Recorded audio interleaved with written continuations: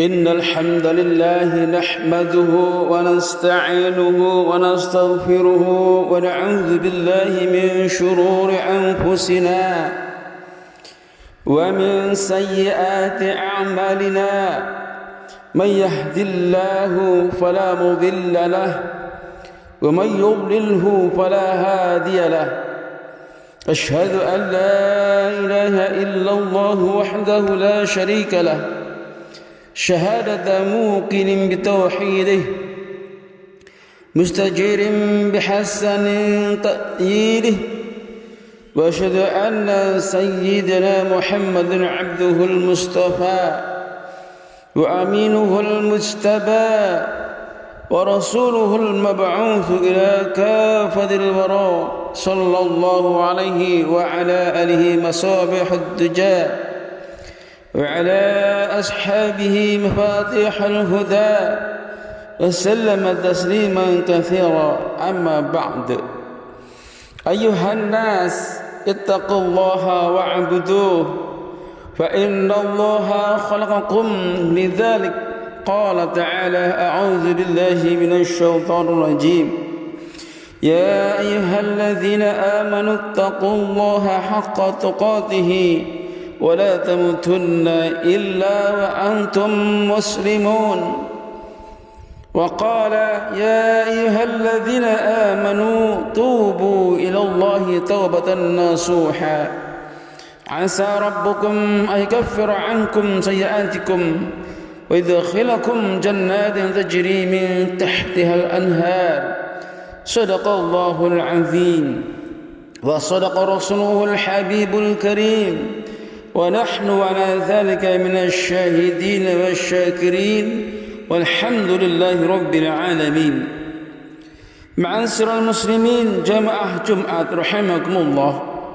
Sebagai wujud syukur kita kepada Allah Subhanahu wa taala, seraya berharap segala nikmat senantiasa terus dianugerahkan dalam kehidupan kita, marilah kita menguatkan ketakwaan kepadanya dengan menjalankan perintah-perintahnya dan menjauhi segala larangannya. Takwa mampu menjadi rambu-rambu dalam kehidupan yang akan mengarahkan kita tetap berada di jalan Allah Subhanahu wa taala. Sehingga takwa harus kita kuatkan dimanapun dan kapanpun kita berada, baik dalam kondisi suka maupun duka, ataupun sepi maupun ramai. Rasulullah sallallahu alaihi wasallam bersabda, ittaqillaha haitsuma kunta wa asbi'is sayyi'atal hasanata tamhuha wa khaliqin nasa bi khuluqin hasanin. Artinya, bertakwalah kepada Allah di mana saja kamu berada. Ikutilah perbuatan buruk dengan perbuatan baik, niscaya hal itu dapat menghapusnya. Bergaulah dengan sesama manusia dengan akhlak yang baik. Ma'asyiral muslimin jamaah rahimakumullah, Allah telah menganugerahkan nikmat yang tak bisa kita hitung satu persatu dalam kehidupan ini. Di antara nikmat tersebut adalah anugerah dikaruniainya keturunan anak dalam kehidupan keluarga. Sebagai amanah yang agung dari Allah, kita dipesankan untuk dapat mendidik mereka dengan baik, agar hadirnya buat hati dalam keluarga membawa kemaslahatan, bukan sebaliknya membawa kemudaratan. Oleh karena itu, pada khutbah kali ini, khatib mengangkat tema khutbah tentang 5 tipikal sifat anak yang disebutkan dalam Al-Quran. 5 tipikal ini bisa menjadi pengingat kita agar mampu mengarahkan putra-putri kita menjadi generasi yang selalu diwarnai dengan kebaikan dan menjauhkannya dari keburukan-keburukan. Terlebih di era modern saat ini, di mana perubahan dinamika kehidupan berlangsung begitu cepat dan beragam, prinsip mendidik harus dikedepankan agar anak-anak kita menjadi generasi yang baik, bukan hanya mengajar untuk menjadikan mereka generasi yang pintar. Tipikal anak yang pertama dalam Al-Quran disebutkan sebagai qurratu a'yun.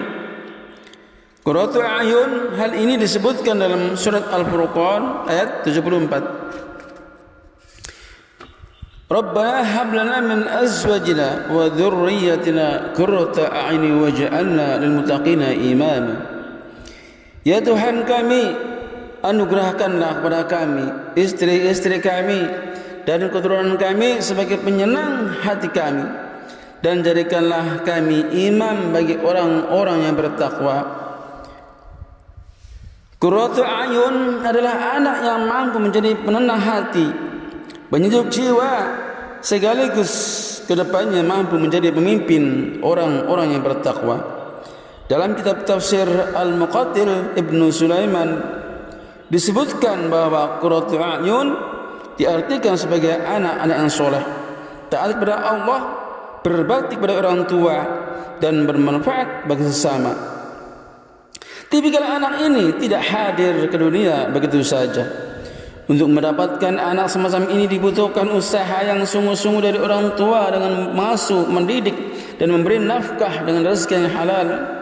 Selain ikhtiar lahir, ikhtiar batin juga sangat penting dengan senantiasa mendoakannya. Ma'asyiral muslimin jamaah rahimakumullah. Tipikal anak yang kedua adalah sebagai perhiasan. Hal itu disebutkan dalam Al-Quran surat Al-Kahfi ayat 46. A'udzu billahi minasyaitonir rajim. Al-malu wal banuna zinatul hayatid dunya wal baqatus shalihat. Harta dan anak-anak adalah perhiasan kehidupan dunia, tetapi amalan-amalan yang kekal lagi soleh adalah lebih baik pahalanya di sisi Tuhanmu, serta lebih baik untuk menjadi harapan. Dalam kajian tafsir Tahlili disebutkan bahwa yang menjadi kebanggaan manusia dunia ini adalah harta benda dan anak-anak, karena manusia sangat memperhatikan keduanya. Namun Allah menegaskan bahwa keduanya hanyalah perhiasan hidup duniawi, bukan perhiasan dan bekal untuk ukhrawi. Sehingga penting bagi kita untuk menjadi agar perhiasan berupa anak yang kita miliki bisa senantiasa membahagiakan dan memberikan kemaslahatan dalam kehidupan dunia dan akhirat kita. Tipikal anak yang ketiga adalah bisa menjadi musuh. Allah berfirman, A'udzu billahi minasyaitonir rajim. Ya ayyuhalladzina amanu inna min azwajikum wa auladikum aduwwan lakum fahdharuhum wa in ta'fu wa tasfahu wa taghfiru fa innallaha ghafurur rahim. Hai orang-orang mukmin, sesungguhnya di antara istri-istrimu dan anak-anakmu ada yang menjadi musuh bagimu, maka berhati-hatilah kamu terhadap mereka. Dan jika kamu memaafkan dan tidak memarahi serta mengampuni mereka, maka sesungguhnya Allah Maha Pengampun lagi Maha Penyayang.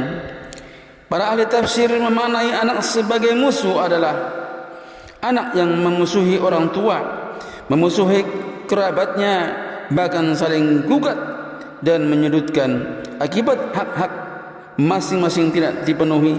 Ketika orang tua mendidik mereka dengan penuh kasih sayang, maka hati mereka akan menyatu dan selalu bersemi kasih sayang yang jauh dari permusuhan. Tipikal anak yang keempat adalah sebagai fitnah atau ujian. Hal ini termaktub dalam Al-Quran surat At-Taghabun ayat 15. A'udzu billahi minasyaitonir rajim. Innama amwalukum wa auladukum fitnah wallahu 'indahu ajrun 'azim. Sesungguhnya hartamu dan anak-anakmu hanyalah cobaan bagimu, dan di sisi Allah lah pahala yang besar. Inilah tugas berat orang tua yang telah diingatkan oleh Allah. Jangan sampai anak kita tidak diberi perhatian yang baik sehingga bukannya mendatangkan kebaikan. Anak bisa menjadi sumber fitnah dan ujian bagi orang tuanya. Na'udzubillah min zalik. Tentu jika mereka melakukan hal yang tidak baik, orang tua akan ikut terbawa-bawa. Pepatah Jawa mengatakan, anak pola wong tua kepradah. Anak berbuat ulah, orang tua ikut susah. Oleh karena itu, mari jaga mereka dengan baik agar tidak menjadi ujian bagi kita. Tipikal anak yang kelima adalah mereka yang menjadi penghalang dan menjadikan orang tua lalai beribadah. Allah berfirman, A'udzu billahi minasyaitonir rajim.